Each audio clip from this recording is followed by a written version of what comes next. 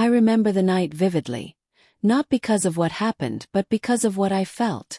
The living room clock ticked like a slow metronome, marking every second of her absence. It was past midnight, the dinner I'd made had gone cold hours ago, and the silence in the house had turned from uneasy to unbearable. Sophie had said it would be just a fun night out. "Don't wait up for me, okay?" she'd said, her hand brushing my shoulder lightly, almost dismissively before leaving. "It's just dinner with a friend from work, Jason. You remember me mentioning him?" I did. I remembered because the way she said his name lingered a fraction too long, and because the word friend sounded thinner than usual, like a curtain hiding something behind it. And then, as if sensing my hesitation, she added, "Relax.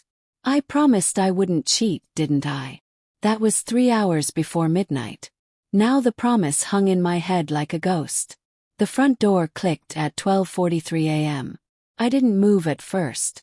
Just listened to the sound of her heels on the hardwood floor, the soft whisper of her coat being shrugged off, the pause, too long, before she stepped into the living room. Her makeup was slightly smudged. Her hair, which had been neatly curled earlier, now fell in loose, careless waves. And there it was, the faintest trace of cologne that wasn't mine.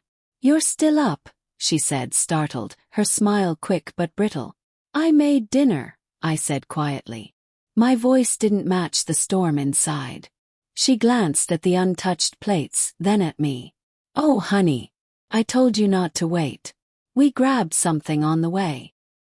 That single word carved through the air like a blade. "Did you have fun?" I asked. "Yeah," she said, pulling her phone from her purse and placing it face down on the counter. "Just dinner, drinks, a little dancing. Nothing crazy." Dancing. She hadn't mentioned dancing before. I nodded slowly, trying to steady the tremor in my chest. "Did he drive you home?" For a split second, her eyes flickered. Guilt, hesitation, something. "Yeah. It was late. I didn't want to bother you." That was the moment something cracked inside me. Not because she was home late, not even because she was with him, but because she was too comfortable lying about it. "Can I see your phone?" I asked. Her shoulders stiffened. "Why?" "I just want to know what just a fun date looks like." She forced a laugh, but it was hollow. "Come on, you're being paranoid." "Am I?" The room fell silent except for the hum of the refrigerator and the pounding of my own heartbeat. Finally, with a huff, she handed me the phone. Face ID." She tilted it toward me with a roll of her eyes. I opened her messages. There it was. "Jason. Had a great time tonight. You looked incredible. Wish I didn't have to drop you off so soon. Next time, no curfew, winky face." I scrolled up. There were weeks of messages. Flirtations she hadn't deleted. Jokes about me. Little lies she had told to justify their meetings. "He doesn't get me like you do. Sometimes I feel invisible at home. Tonight was perfect. I needed that." My hands trembled as I handed the phone back. "So this is what not cheating looks like." Her face flushed, anger or shame I couldn't tell. "We didn't do anything. We just danced, had a few drinks and talked. That's all. Do you hear yourself, Sophie?" My voice cracked now. "You dressed up for him. You lied to me. You laughed about me behind my back. You made space in our marriage for him." Tears welled in her eyes, but she didn't reach for me. "It wasn't like that," she whispered. I needed to feel wanted." The honesty in that sentence cut deeper than all the lies. I stood there, trying to reconcile the woman I married with the one standing in front of me now. Smudged lipstick, shaking hands, and a heart that had wandered somewhere I couldn't follow. "Did you kiss him?" asked finally. She hesitated. And in that hesitation, I already had my answer. "I'm so sorry," she said, her voice breaking. Something inside me went cold. The next days were a blur of half-finished conversations and suffocating silences. She tried to explain that it started with innocent lunches, that Jason was going through a breakup and she was just being there for him, that the kiss, just one kiss, didn't mean anything, but it did. It meant everything. I found myself replaying our life together in fragments, Our wedding vows, the first apartment with peeling wallpaper, the nights she used to fall asleep on my chest. And now this, late nights, locked phones, promises broken under neon lights and cheap cologne. Friends told me to talk it out, to go to counseling, to work through it. But they didn't see the messages, the way she had made me a ghost in my own marriage.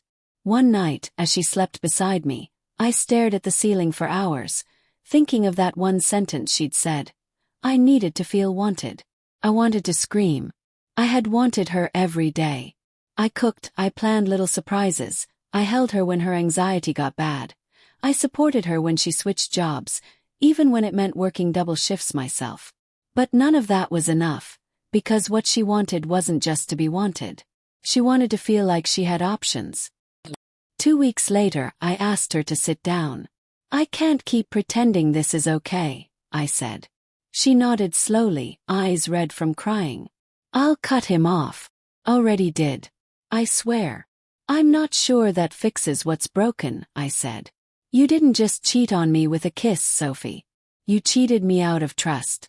You cheated our home out of peace. Her lips trembled. So that's it. You're leaving. I looked at her, really looked at her. The woman I once thought I'd grow old with. The woman who used to scribble love notes in my lunch bag. The woman who now sat across from me like a stranger. No, I said quietly. I'm asking you to leave. The words hung between us, heavy and final. She packed a bag that night. There was no screaming, no thrown plates, no dramatic exit. Just the quiet sound of a door closing, and with it, a chapter of my life I never thought would end like this. It's been months now. The house feels too big, the bed too cold, but my mind is finally still. Kept the messages. Not because I want to punish her, but because they remind me what betrayal looks like before it becomes full-blown infidelity. It starts with innocent dinners, fun nights out, and promises you wish you hadn't believed.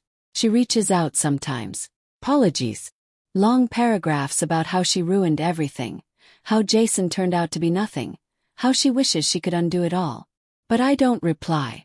Because the truth is, I learned something in all this. Love isn't destroyed in one night. It erodes slowly. One lie, one secret, one fun date at a time, until the person you trusted most becomes the reason you don't trust at all. And I deserve to rebuild somewhere without ghosts. Somewhere I'm not waiting at 12:43 a.m. for a door that creaks open too late.